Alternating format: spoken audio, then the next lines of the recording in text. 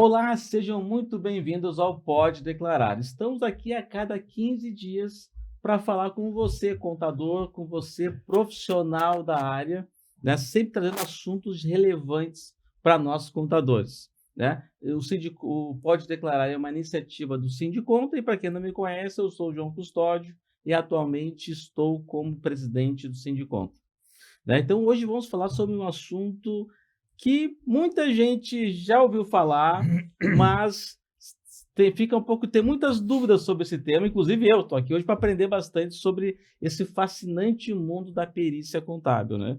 Uma profissão que envolve assim muitos profissionais e que tem grandes oportunidades de trabalho para nós contadores e que a gente acaba se deixando de lado, né? E até outras pessoas de outras áreas acabam entrando no nosso segmento de perícia pela falta de profissionais, né? E hoje eu trouxe aqui dois grandes profissionais, até vou pegar uma colinha aqui para apresentar eles, que tem um currículo bem grande. Tem a nossa colega aqui, Graciela Nogueira, contadora, perita contábil, judicial trabalhista, pós-graduada em Direito do Trabalho e Previdenciário e mestranda em docência universitária. Seja muito bem-vinda, Graciela. Muito obrigada. E também temos aqui o professor Sócrates Sarantopoulos, me corrija depois se eu falei certo. Sarantopoulos, isso aí. Sócio do escritório Atenas Contabilidade, um escritório que abriu juntamente com alunos que pediram para ele abrir esse escritório aí, ele vai falar um pouquinho depois, perito contábil na área judiciária e administrativa, mestre em engenharia de produção, especialista em finanças, professor em diversas instituições, a gente estava conversando aqui antes, e também autor do livro Perícia Judicial Administrativa. Seja muito bem-vindo. Muito obrigado, querido. Bom, então aqui também tenho que aproveitar para agradecer os nossos patrocinadores, né, os nossos anunciantes, que é a Unitar Contabilidade. Eles são especialistas em contabilidade eleitoral, estão fazendo um grande trabalho nesse período eleitoral agora de prestação de contas, fazendo prestação de contas de vários candidatos aí, e também tem parceria com muitos colegas nossos. Eles chegam um colega lá que quer fazer uma demanda de contabilidade eleitoral, tem lá a Unitar, um parceiro para poder atendê-los. Tem a Mediares Gestão e Saúde, que é medicina ocupacional, também é um parceiro de muitos escritórios de contabilidade, muitos contadores. Geralmente os nossos clientes demandam esse serviço de exame admissional, exame demissional. E a Face Ponto, que é um software de ponto com reconhecimento facial. Lá na Forte a gente usa também, então todo que o pessoal que trabalha home office, né, hoje em dia, ou trabalha híbrido, precisa de um ponto que seja mais flexível, não precisa somente presencial biométrico. A FacePonto é um sistema que é aceito pela Justiça e que muitas empresas utilizam o sistema hoje em dia. Bom, então vamos começar já para a nossa primeira pergunta do dia aqui, nosso bate-papo aqui. E para vocês, então, fica à vontade para responder, o que faz um perito contábil? Bom, então primeiro eu vou agradecer, né, pelo convite. Eu fiquei muito feliz, né, e é sempre muito bom falar sobre perícia, né, que dentro, né, da nossa ciência contábil é uma área que é até pouco explorada, né? Então a gente tem aí um campo vasto, né, para ser explorado para quem tem vontade. Então, o perito contábil, na verdade, ele vai atuar, né, como o próprio nome já diz, nas áreas, né, atinentes à contabilidade, né? Quando, né, nós temos, assim, a perícia tanto na área judicial quanto extrajudicial. Então, sempre que for necessário conhecimento técnico, né, na área contábil, vai ser necessário o trabalho de um perito contábil, né? Seja judicial ou extrajudicialmente. Então, muito bem disse a Graciela. Antes de mais nada, saudar aqui a minha colega de mesa, Graciela, ao meu colega João, né? Agradecer ao convite do Pode Declarar, no nosso podcast, né? Que eu entendo, eu como um devoto da contabilidade, como um apaixonado pelo meu ofício, pela minha profissão, pois ela que dá um sustento à minha família e com muita dignidade pessoal. Aos colegas que nos ouvem, dê uma atenção enorme a esse podcast. Eu tenho certeza que vocês vão sair daqui entusiasmados e apaixonados, porque esse segmento da área contábil, que é a perícia contábil, é um segmento extraordinário, é apaixonante. eu costumo dizer que o trabalho jamais ele vai ser igual ao outro, entendeu? Então, a cada trabalho que a gente executa é um desafio novo que se tem, tá? Verdade. E muito bem. Nunca é um Ctrl-C, Ctrl-V. De hipótese alguma, de hipótese É muito alguma. difícil. Não existe isso, João, muito bem colocado, querido. Cada trabalho é um desafio novo, é um aprendizado novo, é tudo novo, é um espetáculo. Isso te dá, além de te engrandecer como pessoa, como profissional, né, te faz, tecnicamente, um profissional bem mais qualificado. Muito bem. Mas o que faz o perito contador, né? Muito bem. O perito contador, conforme dispõe a legislação, e a legislação, eu digo o Código de Processo Civil, tá? E também a nossa legislação pertinente, que é o nosso Código de Ética, que é as nossas normas técnicas de perícia, nós somos um auxiliar do Poder Judiciário. Tá? O que nós somos? Nós somos o braço e os olhos estendidos, os olhos e o braço estendido do Poder Judiciário, naturalmente que eu me refiro aqui à perícia judicial, junto às empresas. Tá? Então, quando faltar um conhecimento técnico-científico a um profissional da área do direito, a um magistrado, então eles vão designar, eles vão nomear, eles vão contratar, tá? Eles vão indicar um perito contábil para que ele, então, vá sanar todas as dúvidas existentes, quer das partes envolventes no processo judicial, ou quer do magistrado junto àquele litígio que ele está atuando. Tá? Então, o perito judicial faz o quê? Ele é o braço e os olhos estendidos do magistrado junto a um determinado assunto. Tá? Então, é um procedimento técnico, a gente executa um procedimento técnico baseado nos nossos conhecimentos técnicos-científicos para dirimir dúvidas de pessoas envolvidas num determinado litígio ou caso, né? Se for administrativo. Bom, vou fazer a pergunta para você também. O pessoal tem dúvidas, né? A perícia tem várias áreas. Vocês poderiam falar um pouquinho quais são as áreas que o perito contábil pode atuar? Sim, é justamente, né? No meu caso, né, eu atuo desde muito cedo, né? De estagiária, iniciei a minha vida profissional como estagiária, já num grande escritório de perícia contábil trabalhista, né? Então, nós temos vários ramos aí, né? O colega já atua em uma área diferente, né? Depois ele vai poder falar melhor. Mas eu, no caso, na trabalhista. Então, nós temos nos processos, né? Envolvendo questões trabalhistas, né? Como eu já disse, na área civil, na área de família, de soluções de casamentos, né? Toda essa gama de processos na Justiça Federal, as questões previdenciárias, né? Também. Então, todas essas áreas, elas demandam, ou podem demandar, do trabalho de um perito contábil, né? As áreas, muito bem colocado pela colega, pela Graziela, as áreas atuantes de um perito, ela está muito mais relacionada com o tipo de perícia, tá? Então, nós temos as perícias aí, eu classifico, tá? Perícias, como eu sou um autor também, então eu posso me incluir nesta estatística, né? As áreas da perícia, elas têm a perícia, uma grande gama de autores, que são poucos, inclusive, está aí um universo a ser explorado, pessoal, tá? As áreas, muitos classificam como perícias administrativas, perícias judiciais e perícias especiais, tá? Onde as perícias especiais envolvem cisão, fusão e incorporação. Eu, particularmente, também sou autor de livro, eu classifico a perícias em duas únicas áreas, que é a perícia extrajudicial, aquela fora do âmbito judicial, e a perícia judicial. Ponto. Tá? Embora isso é muito mais uma questão de semântica e qualificação, né? Mas a perícia extrajudicial eu posso executar para pessoas, para diversos fins, para empresários, para pessoas físicas, né? Que envolvam a nossa área de atuação, tá? Muito bem, eu preciso lá ver o valuation de uma empresa. Isso hoje está muito em voga, tá? Então, a empresa me contrata para me executar um valuation dela. Ok, está tudo certo, tá?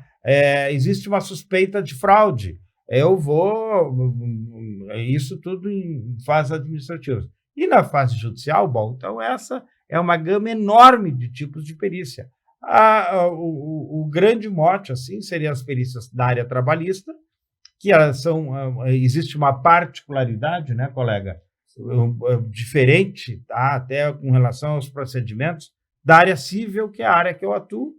Isso aqui está perfeito, porque é colega da trabalhista, eu sou da área civil. E na área civil, como a área civil é uma área que envolve toda e qualquer questão que diga respeito ao cidadão, às pessoas de maneira geral, pessoas, eu digo, quer pessoas físicas, quer pessoas jurídicas, né? Então, tudo que envolva, né, essas pessoas de certa forma, representa a área civil. E aí a gama de perícias na área civil é muito grande, né?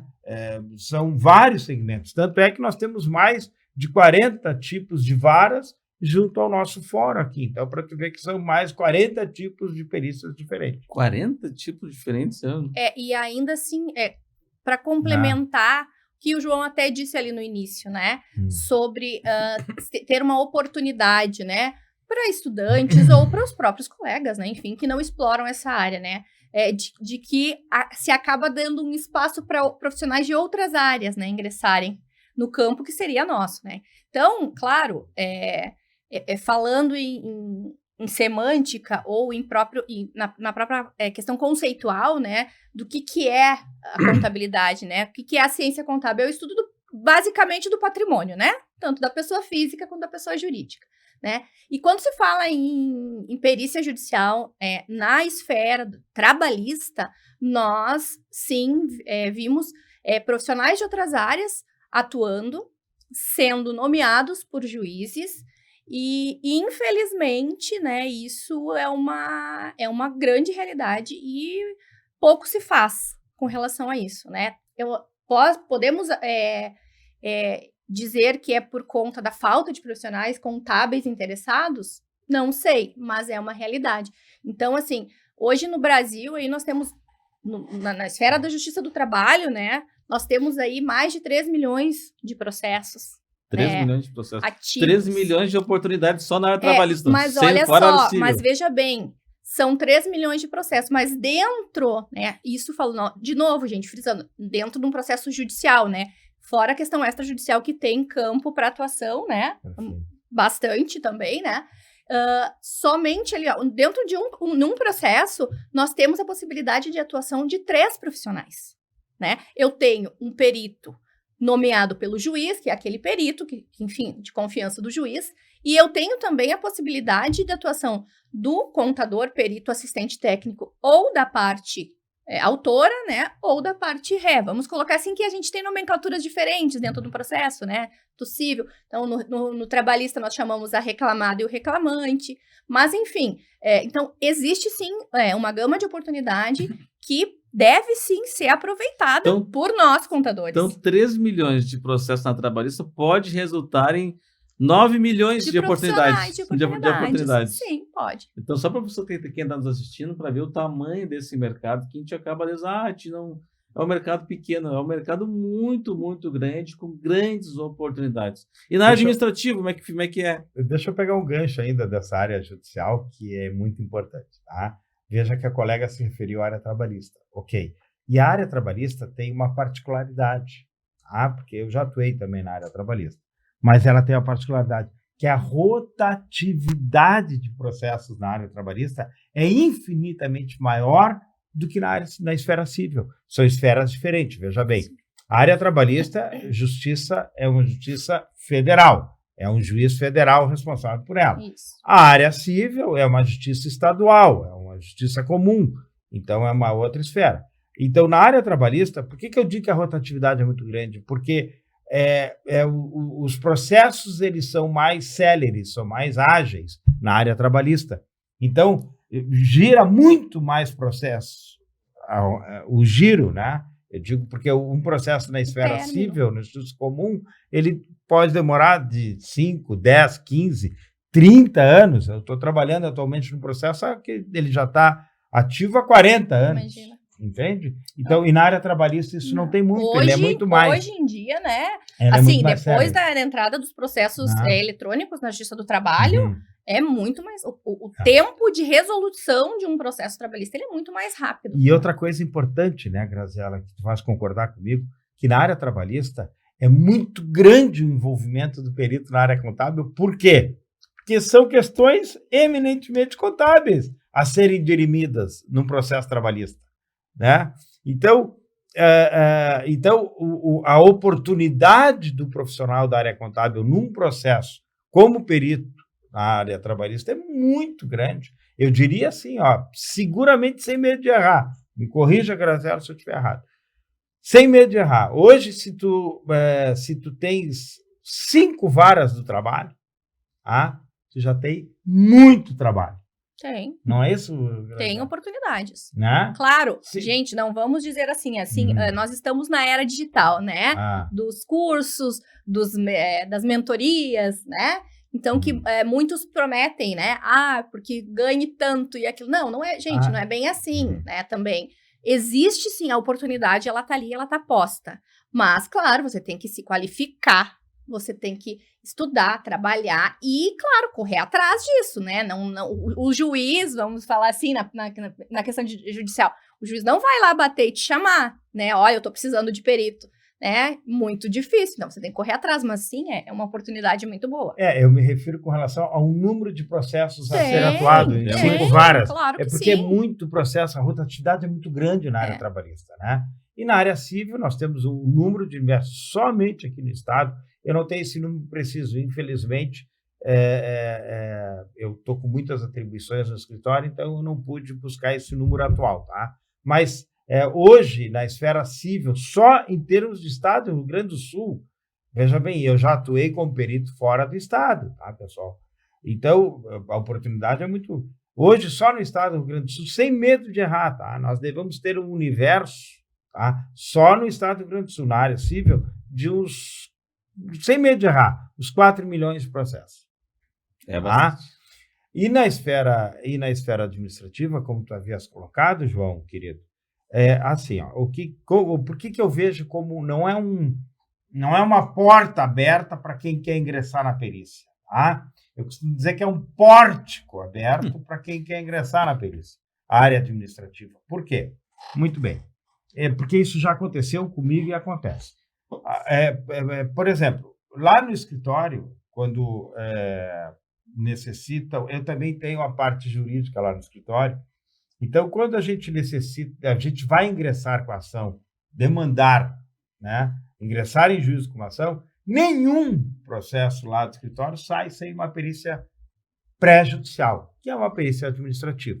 Por que administrativa, né? Porque ela é executada, ela é feita antes do ingresso da ação dela no Poder Judiciário. Porque aí a gente já consegue visualizar se assiste direito à parte ou não. Normalmente não.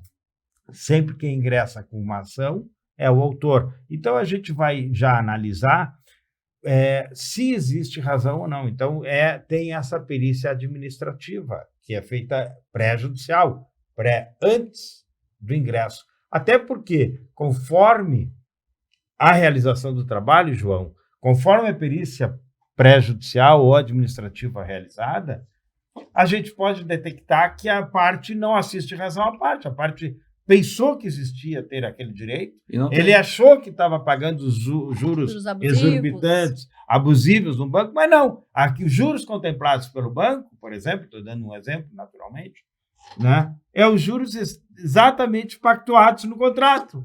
E hoje o judiciário respeita muito isso. Então, veja que, por essa tese, o advogado nos pega. Então, quer dizer, só aí já ajuda.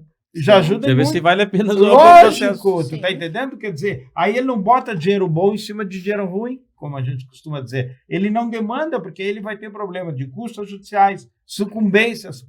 Claro. É o que ele é a parte perdedora, ele tem que ressarcir a parte ganhadora. Isso chama-se sucumbência no processo. Então, e arcar com os demais custos. Ele acha que vai ganhar e sai perdendo. Né? E a outra coisa que, muito bem dito pela Graziela, é o seguinte, a perícia administrativa, por que é um pórtico, né?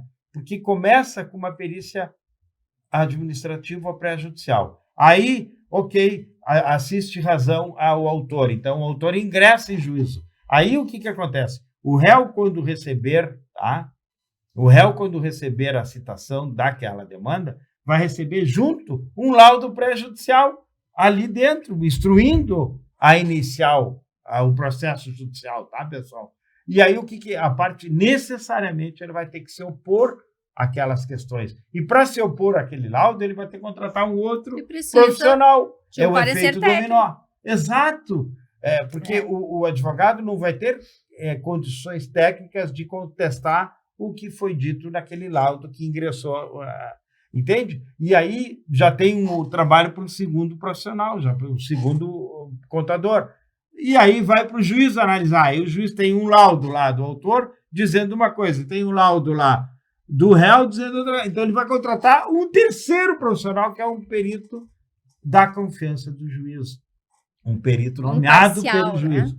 Que, naturalmente, será condição sine qua non. Ele terá que ser totalmente isento e imparcial, naturalmente. E não acontece, por assim, um cliente, né, chega lá no escritório de vocês, estou pensando em estar na justiça com um processo, e acho que sim, eu vou ganhar 500 mil reais fácil. Daí não dá para fazer uma continha rápida para ver se essa conta fecha? Como é que... existe uma continha rápida na perícia? É difícil, né? É difícil. Porque a gente sempre precisa, né, de embasamento. Embasamento, via de regra na contabilidade, não é assim, vamos colocar aqui, às vezes o próprio trabalhador, né, na esfera trabalhista, né? Mas eu fazia o mesmo serviço, né, do meu colega, então eu tenho que ganhar, eu tenho diferença, ou eu tenho direito à insalubridade, E às vezes não é assim, e não tem como tu fazer uma conta rápida, tu precisa de embasamento, né? Para isso tu tem que ter documentos, né? Então não adianta, né? Professor Sócrates, e na faculdade? Oi. Eu fiz faculdade, eu tive aula até de auditoria 1, auditoria 2, mas eu não tive aula de perícia. Hoje já está consagrado que existe essa cadeira de perícia hoje? Consagrado. E eu me sinto até um tanto responsável por isso, João. Vou aproveitar, porque como eu também sou ligado à docência, eu sou professor universitário, né? Porque também como o meu colega João, eu também não tive essa disciplina. Inclusive, o meu primeiro trabalho, como é que eu me vinculei à perícia, né? Uma coisa interessante, bacana, uma rápida história aqui. Eu fui nomeado na época. Hoje é a recuperação de empresas, mas na minha época, quando eu comecei lá, 35 anos atrás, era falências e concordatas, né? Eu fui nomeado comissário de uma concordata, tá? E nesse caso, que eu nem sabia também, um outro filão pessoal para a nossa área, que está ligado diretamente à perícia, tá? Nesse caso, eu fui chamado comissário, eu não sabia que isso nós poderíamos atuar, ok, fui atrás, aceitei o encargo, e concomitantemente, o juiz que me nomeou comissário lá atrás desta concordata, ele já me nomeou como perito em 3 processos. 3. Olha que bacana, né? Foi aí que começou a minha vida da perícia. Por que isso não acontece, pessoal? Porque falta o interesse de nós, profissionais da área contábil, de nos vincularmos. Hoje eu posso fazer isso via online, né? Mas o que eu recomendo assim para tu agariar trabalho, né? Tu ir junto ao Poder Judiciário e mostrar a tua cara, entregar lá um mini currículo, entregar lá um cartãozinho teu, pedir uma audiência com o juiz, conversar, diz que tu está trabalhando com isso, né? Mas, bem, então foi doloroso para mim, porque eu também não tive essa disciplina lá. Mas hoje, graças a Deus, ela é consagrada e eu sou, por exemplo, na faculdade que eu leciono, eu sou professor titular dessa, assim como fui na PUC também, dessa disciplina. E isso dá um norte fantástico para nós, tá? Para os alunos, para os acadêmicos de contabilidade, um norte fantástico, a disciplina de perícia, né? Ela é jovem. Por isso, Graziela, que a colega falava, que não existe muitos profissionais atuantes na perícia, e é verdade isso, né? Então, isso está enfervescendo, pessoal, essa oportunidade fantástica de vocês atuarem na perícia.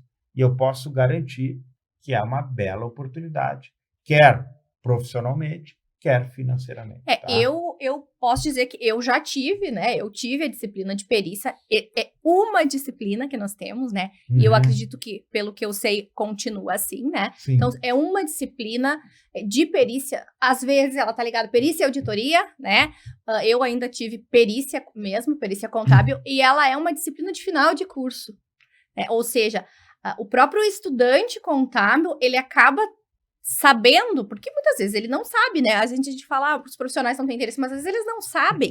Eles nem sabem, nem desconhecem da área. E quando eles vão a ter contato, que é lá mais pro final, né, do curso, eles talvez, né, já estejam envolvidos em outras áreas. E já ambientados, e já trabalhando profissionalmente, acaba isso ficando meio que de lado, né? Esse interesse.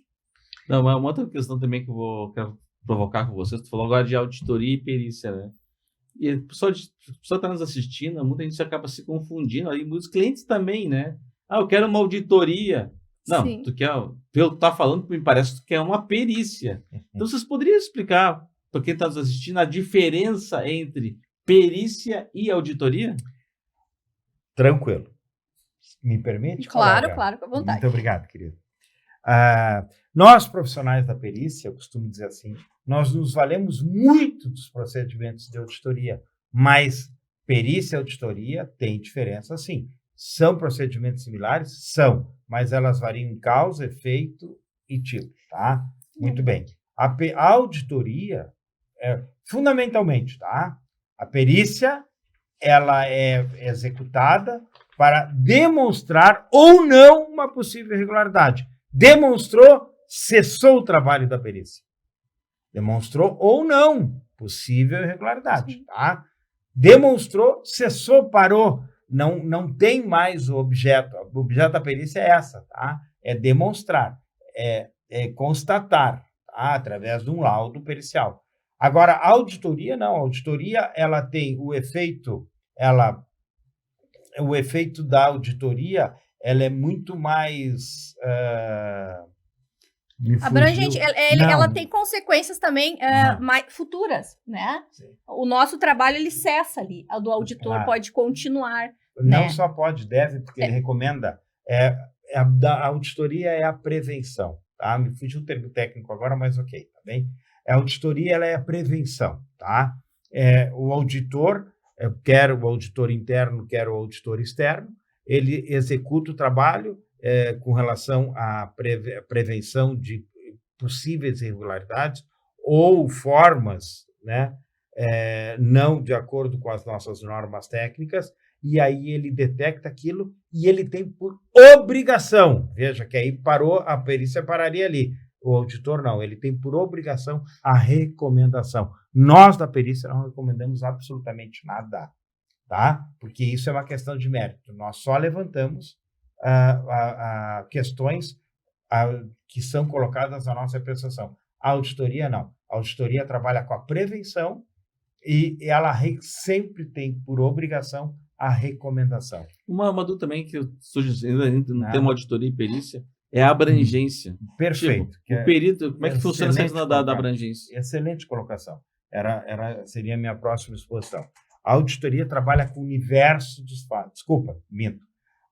A perícia trabalha com o universo dos fatos. O que eu quero dizer com isso? Eu tenho que usar todos os meios necessários e possíveis para poder fazer aquele tipo de levantamento que é colocado a nossa apreciação. Nosso encargo, tá? E outra coisa, o que colocou a colega há pouco aqui, nós temos que trabalhar com documentos fidedignos. Nós não podemos trabalhar com suposições, com achismo, né? Ou com probabilidades. Até existe uma técnica para isso, tá? Que seria a técnica da amostragem, tá? Mas onde trabalha a auditoria. Nós trabalhamos com o universo dos fatos e a auditoria trabalha com a amostra dos fatos, tá? Isso é uma diferença bem significativa. Mesmo dentro daí da perícia, por exemplo, hoje, né? Hoje, na perícia trabalhista, claro, a gente tem vários trabalhos dentro de um processo, tá? Então, tu tem, como na área administrativa ali, nós podemos fazer um cálculo prévio, né, para ingresso de ação, e aí a própria, essa técnica da auditoria, que é a amostragem, também é aplicada dentro de um processo judicial trabalhista, né, porque hoje tem muitos juízes que para deferirem, né, uma perícia contábil num processo, eles querem previamente uma amostragem de que, de fato, aquelas diferenças alegadas lá na peça inicial, elas existem. Então, na prática, né, um exemplo, o ex-trabalhador, o reclamante, ingressa com um processo trabalhista e diz que ele fazia horas extras, que ele, né, trabalhava em horas extras e que a empresa não remunerava essas horas extras. Então, o perito, né, assistente técnico, né, que seria o contador, ele vai demonstrar isso atuando como um assistente, né, e contratado pelo reclamante, ele vai tentar demonstrar dentro dos documentos que o reclamante dispõe que de fato ele fazia, ou os documentos, ou hoje em dia, né, as várias provas admitidas, o WhatsApp, enfim, que ele prestava serviço. Então, claro, não vai ser do contrato inteiro, né? Não vai precisar demonstrar daí o que, eu trabalhei 2 anos, eu não vou precisar demonstrar todos esses 2 anos ali para o juiz, mas basta eu demonstrar alguns poucos meses para embasar o meu pedido, dizer, olha, o juiz vai dizer, não, eu vou pedir uma perícia de fato, porque aparentemente tem, né, validar aquilo. O que a Graziela coloca, na minha época nós chamávamos de laudo de instrução e laudo de liquidação. Tem isso ainda? Ainda tem. Pois é. Então, mas esse antes do laudo de instrução, essas amostragens, sim, elas vêm pela antes, parte, né? Exatamente, sim, ainda claro, antes de o juiz claro. deferir uma perícia na fase da instrução, né? Porque daí nós temos 2 fases também, claro, né? Os cálculos de liquidação, que aí já quando um processo já está lá definido, mas previamente, né, a perícia contábil é de fato como meio de prova, ou meio de convencimento do magistrado.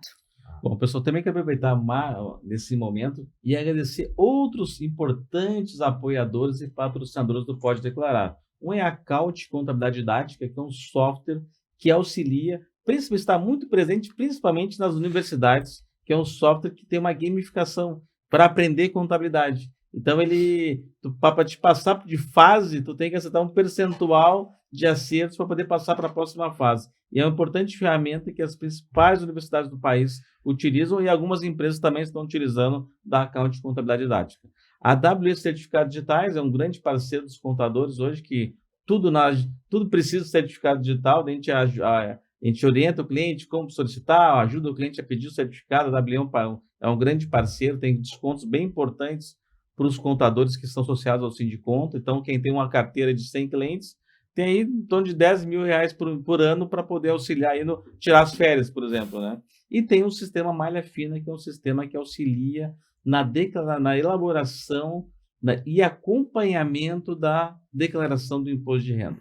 Então, os clientes, a gente entrega a declaração e durante o ano o cliente pode entrar em malha fina, pode dar uma inconsistência e o sistema nos ajuda a fazer esse acompanhamento importante e dar uma qualidade de serviço bem melhor para o nosso cliente. Bom, continuando aqui... Ainda só para concluir na esfera civil da trabalhista, né? Nós temos, por exemplo, que é um procedimento muito utilizado também pela auditoria, e a gente às vezes utiliza isso na perícia também, tá? São procedimentos similares, honestamente. Por exemplo, se nós entramos dentro de uma empresa, verificar algumas procedimentos, registros contábeis, tá? Seus escritos contábeis, e a gente passa a não dar crédito para aquela contabilidade, quer por qualquer motivo que nós identificamos, tá? Os documentos lá lançados não são baseados em documentos fidedignos, ou nem existe tais documentos, existe lá ou uma declaração, enfim. Aí nós temos um procedimento que chama-se arbitramento, que a gente utiliza desse procedimento. É um procedimento, eu diria, muito perigoso, mas nós temos esta alternativa, tá? Muito bem, eu preciso saber identificar lá o faturamento de um restaurante.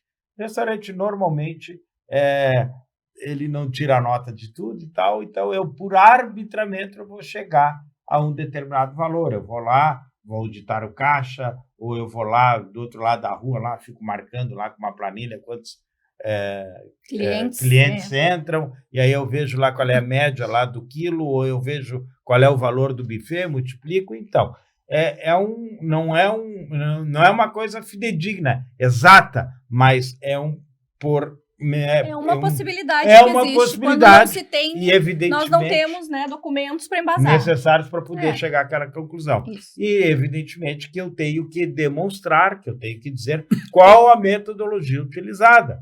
E isso dá margem para que a parte, porque veja bem, existe uma subjetividade grande aí, e isso dá margem para que a parte impugne ou vá contestar aquilo, que também mas temos essa possibilidade. Na esfera civil, a menos que chega para o escritório mais é questões relacionadas à dissolução de sociedades, problemas com sócios, né? Vejo também questões bancárias, essa questão de revisão de juros, né? Até hoje. Né? Que tem, além desses dois que eu mais chego no escritório, o que mais tem na área civil assim, de demandas que são demandadas nos serviços de um perito? Muito bem. Por exemplo, meus últimos trabalhos agora, tá? Eu peguei aqui a questão eu peguei da companhia, de uma companhia de aviação, a ANAC envolvida, e a administradora do nosso aeroporto aqui em Porto Alegre, tá? Então, eles discutiam com relação à discussão, para te ver como existem casos muito divergentes e complexos. Eles discutiam um valor para a administração da taxa de embarque. Imagina, taxa de embarque de uma passagem aérea, porque quem cobra essa taxa de embarque é a companhia aérea, tá? E aí ela tem que repassar esta taxa de embarque, que é um valor insignificante, mas nós estamos trabalhando, ele é insignificante, mas são milhões, pessoal, vocês não têm ideia do que envolve isso. A perícia era gigante, tá? Então, o que reivindicava a companhia aérea? Reivindicava um percentual para poder administrar essa taxa de embarque para poder repassar para a administradora do aeroporto. Que a nossa aqui é a Fraport. Sim. Né? Então, esse valor, olha que loucura isso, tá? Então, isso é uma perícia. São muitas, né? O caso que eu te falo ali de um próprio divórcio, né? Na vara de família. Vara de família tem muitas questões. Então tem bastante. Às vezes até de uma pensão, né? Revisão de alimentos. O pai não pagou a pensão, né? Ficou lá. E aí a outra parte vai lá e é juiz. Então, você tem que calcular juros, se está certo, olhar documentos, se tem, enfim, se pagou, se não pagou. Então, são realmente muito variadas, né? Uma outra perícia relevante que eu tive agora, muito relevante, era uma administradora de consórcio, foi a maior administradora de consórcio do país, tá? Então, ela passou por um processo de intervenção. Por que intervenção? Porque companhias de consórcio, elas são equiparadas à instituição financeira. Então, houve intervenção pelo Banco Central, houve interventor, e aí se nomeou um juiz, porque da maneira com que o Banco Central estava liquidando a administradora de consórcio e liquidando de uma forma totalmente equivocada, porque a perícia fez esta leitura. E veja que loucura isso, pessoal, a responsabilidade que nós temos, tá? É porque, em face do nosso parecer, do nosso laudo, eu não gosto de ter muito parecer, tá?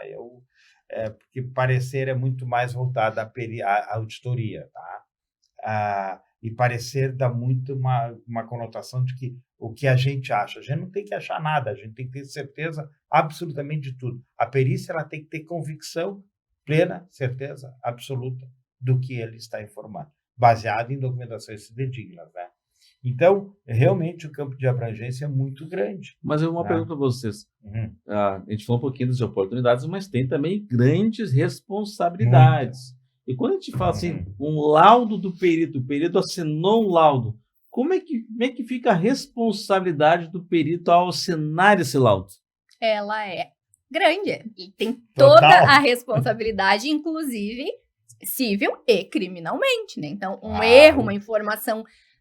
gente, assim, um erro. Claro, todo profissional, ele está sujeito ao erro, não é isso, né? Mas, assim, você tem que ter muito cuidado e um cuidado muito redobrado. É por isso que, digamos que na esfera judicial, você tem me fugiu o termo, né, o jurídico, mas enfim, você tem a contrapartida, a outra parte vai impugnar, né? Então, claro, você pode ter cometido um erro, um equívoco, porém, tem a outra parte que vai lá e aí você, bom, realmente eu errei, então por isso que assim, você tem que ter muito cuidado, porque o que você colocar ali, o juiz vai acatar, né? Então, é grande. Eu diria que a responsabilidade é total. Tá? Não só o laudo pericial, eu fazer uma declaração, uma afirmação, assinar qualquer documento na condição de uma pessoa, de um cidadão, eu tenho responsabilidades. Imagina um perito. Então, o que acontece na prática efetivamente, tá?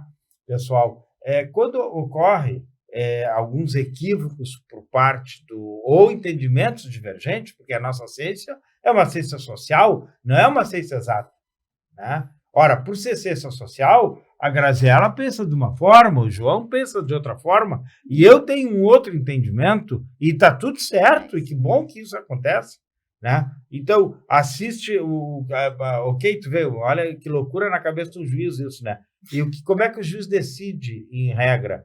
Pela aquele laudo que estiver mais bem fundamentado, tá? E aí, mas vamos lá, aí o colega lá fundamentou, eu fundamentei, o João foi lá, impugnou, e o juiz entende, a minha forma é totalmente equivocada, ok? Eu vou lá, ou eu me retrato, ou senão eu sustento aquilo. Agora, se existir dolo ou má-fé, bom, aí não, aí a nossa responsabilidade, ela não só está na esfera civil, como também está na esfera criminal, tá? Uma pergunta para vocês também agora. A questão do perfil do perito. Temos, sim, questões de conhecimento e habilidades, perfil desse profissional que tem que ter para poder ser um perito. Olha, eu acho assim, como em todas as outras profissões, né? Você, por exemplo, pega a medicina, né? Você tem lá o clínico geral, você tem o cardiologista, o oftalmologista, o pediatra, enfim. A gente precisa ter a habilidade geral, né? Você precisa conhecer do todo, mas dentre as áreas que você escolhe trabalhar, você vai se aprofundar, né? Eu entendo assim, né? Para que você preste um serviço de excelência, tá? Não que não haja profissional que seja, né, em várias áreas, em múltiplas áreas. Mas você precisa, sim, se especializar. Mas é ruim, né, Graziela? É difícil. O cara aquele que conhece tudo, né? Eu falo isso para os próprios clientes, assim, na área do direito, que são, né, nós trabalhamos, os peritos, eles estão intimamente trabalhando com o profissional do direito, né? Às vezes uma empresa, né? E eu sempre puxo aqui para o meu lado trabalhista, porque é a minha expertise, né? Então, assim, daqui a pouco a empresa chega lá no teu escritório, o teu cliente contábil lá do teu escritório, ele chega, eu tô com um processo trabalhista. Tu vai indicar para ele um advogado que é especialista na área criminal?